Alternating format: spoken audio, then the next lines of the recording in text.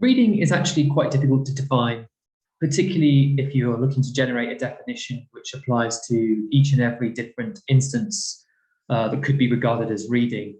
And perhaps as a result of this, Grabe and Stoller's definition from a recent book comes across as quite minimalistic.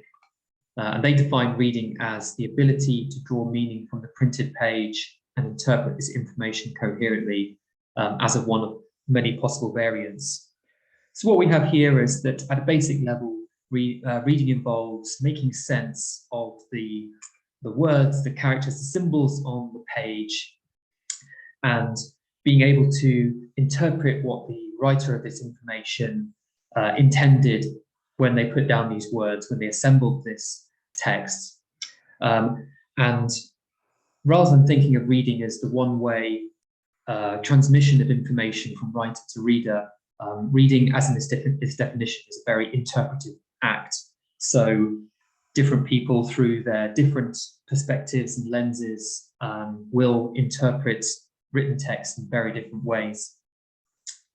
Grabe and Stoller are rightly critical of this definition, and they ask the reader of their own book, why might this definition be inadequate? Or in other words, what does this definition not tell us about the nature of reading? Now, they come up with three really important points here about their own definition of what's not actually included here. So the first thing is there is no mention of the multiple purposes for reading. We obviously read texts with very different purposes in mind. For example, reading a novel versus reading a train timetable, very different purposes. And as a result, we're going to be drawing on very different strategies or skills when we're reading. So for instance, in reading a novel, we're reading for enjoyment, we're relaxed and we're taking in the information, in comparison to, say, looking at some kind of timetable where we're likely to be scanning for very specific information, and there's likely not much pleasure involved in it. Secondly, they state that the many skills, processes, and knowledge bases that act in combination do not feature in this particular definition of reading. So reading is a very complex skill overall, and it can be subdivided into numerous different processes and skills. For example, the different ones that we draw on rather when we read texts of different genres. And of course, the knowledge that we bring to the text as reader is also likely to be very different.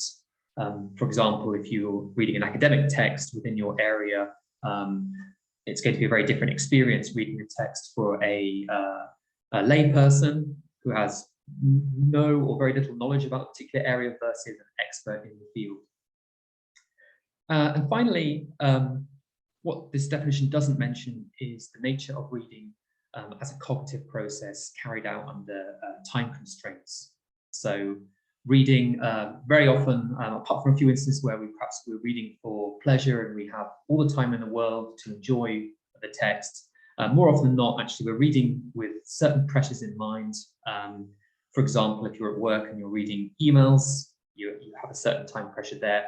Or more obviously, if you're taking a language assessment where your reading is being assessed, then there's a very severe and strict time limit. And this profoundly affects the way we read. There is a fourth one, actually, and this is the social context of reading is not mentioned in this definition. And obviously, the social context of text varies, thus they are interpreted and used in different ways. So it's important to think of reading as a social act. It's an interaction between the writer and the reader. It's not merely the one-way passive, neutral transmission of information, but it's much more interactive than some people might think.